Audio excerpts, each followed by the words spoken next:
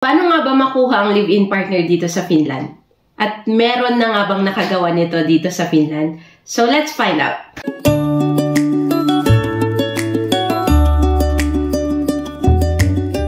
Hello guys! Welcome to my channel! It's me again, Irene. And ngayon guys, pag-usapan natin ang live-in partner.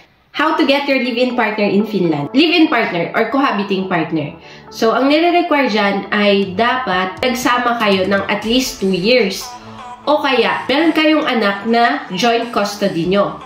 Na kahit hindi kayo nagsama ng 2 years, okay lang din. Ipapakita nyo yung birth certificate ng anak nyo. So, ganun. Ano nga ba ang kino-consider na spouse dito sa Finland? So, ang kino-consider nila ay husband or wife, registered same-sex partner, yung third ay yung live-in partner or cohabiting partner. So, according sa Migri.fi, ang cohabiting partner or live-in partner ay nagpo-fall under family ties. Yung spouse, yun. So, pag may residence permit na yung ka-live-in mo, pwede ka na niyang makuha. So, question number 1. Pwede nga bang makuha ang live-in partner dito sa Finland? The answer for that question is yes. Yeah, last week guys ay nag-post ako dun sa Facebook group ng mga Filipino dito sa Finland. Nagtanong ako kung sino, kasi wala pa akong mga kakilala na nakakuha ng live-in partner dito sa Finland. So, nagtanong ako doon kung meron na nga bang nakagawa nun. And thank you guys sa mga nag-message sa akin. Hindi ko pwedeng sabihin yung pangalan for privacy na rin. Nakuha nila yung live-in partner dito sa Finland. Yung isa na-approve within 2 weeks. Yung isa naman na-approve within 9 months, mga ganun. So, nagva-vary. Question number 2. Paano pagkasal yung ka-live-in ko? Pwede ko pa rin ba siya makuha? So, ang sagot dyan ay hindi. Isa sa mga hinahanap na requirement ay Certificate of No Marriage. Hindi makakakuha yung isang partner pag may record siyang kinasal siya. Dapat legally separated. So, pagkasal siya dati, hinahanapan yan ng divorce paper na ipapalegalize. Yeah. Disclaimer guys, yung mga sasabihin ko ngayon ay mga ways kung paano nila nakuha yung live-in partner nila dito sa Finland. I-interviewin ko sana pero syempre nire-respect natin yung privacy ng mga tao. So hindi na. Nagtanong na lang ako ng mga question for you guys. Kasi ang dami na rin nagtatanong sa akin kung paano makuha ang live-in partner. So this is for you guys. Requirements for person living in Finland with residence permit. So, number 1 is copy of passport. Number 2, residence permit card. Number 3, certificate of employment. Number 4, payslip for 6 months. Number 5, bank statement for 6 months. Number 6, latest tax card or tax certificate. Number 7, legalized certificate of no marriage. Kasi tag-isa kayo, dapat both parties are not married. Other supporting documents, pwede kayong mag-submit tulad ng ginawa nung kababayan natin.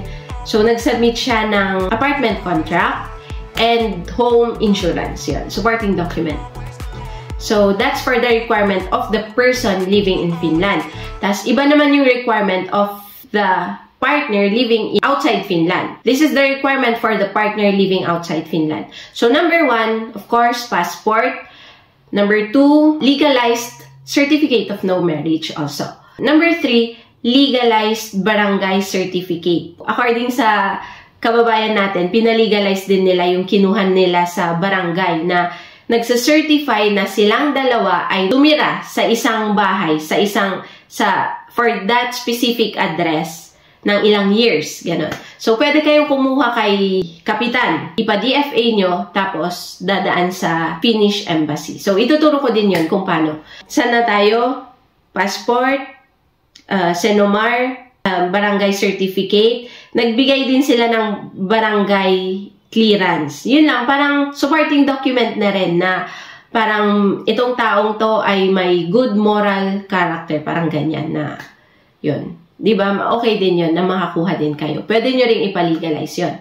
Number 4, importante, 6 months bank statement. Isama mo na rin dyan yung lahat ng sources of income. Properties, joint account nyo, ng partner nyo, pwede nyo isama. Supporting document din na nagpo-prove na nagsama kayo, yung mga billing statement nyo na naka-address sa same address. Tulad ng mga electric bill, yung mga water bill, ganyan, kung nakapangalan sa iyo, or sa partner mo, pwede rin yon. Kung nakikitira lang naman kayo, walang problema. Yung barangay certificate, okay na rin yun. Yung isang kababayan naman natin, ang sinubmit niya ay government IDs na nakikita yung address with the same address. So, pwede rin pala yun. Yun. Government IDs with the same address. So, yun. Tax certificate din as supporting document din. So, magkano ang income requirement para makuha mo yung partner mo? Dapat may sweldo kang at least 1,700 euro every month. Yan. Ang mga ipapalegalize na document ay importante, yung certificate of no marriage nyong dalawa. Number 2, yung nagpo-prove na nagsama kayo. So, sa iisang address or sa isang bubong, which is yung barangay certificate. Birth certificate. Yung isang kababayan natin, pinalegalize din niya yung bank statement. Pero, feeling ko not necessary naman yon. Ang pinaka-importante lang dyan na ipalegalize ay yung certificate of no marriage at saka yung barangay certificate, barangay clearance, yun. At birth certificate. Anyway, pag meron namang kulang kayo dun sa enterfinland.fi, i-inform naman kayo eh. Magpapasubmit sila ng mga additional documents kung kailangan nila. Documents that can be used as proof of living together. Barangay certificate of cohabitation, billing statements, government IDs with address, attestation from a lawyer, and signed by 2 witnesses that you have lived together, tenancy agreement. So, paano magpa-legalize? Una, kunin nyo yung document nyo, punta kayo sa DFA, yun, sa Manila. And then, pag na-legalize na ng DFA Manila, isa-send nyo yan. Yung parang ginawa ni JR sa previous vlog ko, sinend nila sa Finland Embassy. I-add ko rin dito yung address. Sinend nila via LBC, dun sa Finnish Embassy, dyan sa Taguig. Yan. Tapos, isa-send back nila sa'yo by mail na natatakan na. So, ganun. Is there a show money? This varies. One who was in the Philippines did not submit bank statement, but was still approved. Some have submitted bank statements in the Philippines with more than 500,000 pesos and were approved. I-summarize natin, ito yung steps na kailangan nyong gawin para makuha nyo yung live-in partner nyo. So, number 1, dapat ay kompletuhin nyo yung requirements, of course, na mga sinabi ko kanina. So, complete the requirements. And make sure na nagsama kayo ng 2 years and meron kayong mga documents na ipuprove na nagsama talaga kayo. Or kung hindi man 2 years, meron kayong anak na joint custody nyo. So, ganon. And then, number 2, ipalegalize mo na yung mga documents na kailangang ipalegalize. So, number 1 dyan ay yung certificate of no marriage, yung tag-isa kayo. Second dyan ay yung barangay certificate na nagpo-prove na nagsama kayo sa same address or nakatira kayo sa same address. Yun. For ilang years. Ganun. I-add nyo na rin yung birth certificate nyo kasi kakailanganin nyo yan pag nandito na kayo. Number 3 na tayo. Once na palegalize nyo na dun sa DFA yung mga kailangang ipalegalize, isend nyo na ang mga ito sa Finnish Embassy doon sa Taguig. Ito yung address. Then nyo i-send tulad ng ginawa ni JR. I-send nyo by mail through, yung ginawa nila through LBC or any other way. Any way kung paano nyo i-send by mail. Yan. Basta importante ma-send nyo. And then isa-send nila back to you. So once na-receive nyo na yung document, mag-fill out na kayo dun sa enterfinland.fi.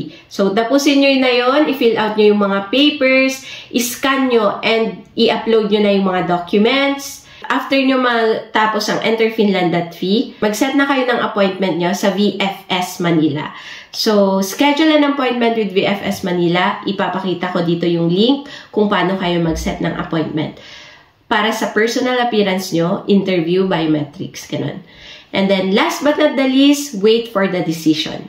Importante dyan yung enterfinland.fi, i-check nyo kasi dun nila ilalagay kung processing na yung documents nyo, kung nag-start nang i-process, kung meron na yung decision, ganyan. Ayun guys. So, good luck sa inyo guys and I hope nakatulong tong vlog na to sa inyo. Shout out guys sa mga kababayan natin na nagbigay ng information sa akin. Shout out to you guys. Thank you so much. Hindi ko to malalaman kung hindi dahil sa inyo. Thank you guys. You know who you are. Salamat talaga for giving information about this. And that's it guys for today. Remember guys, you only live once. So enjoy life, God bless, and take care. Bye-bye. See you on my next vlog guys.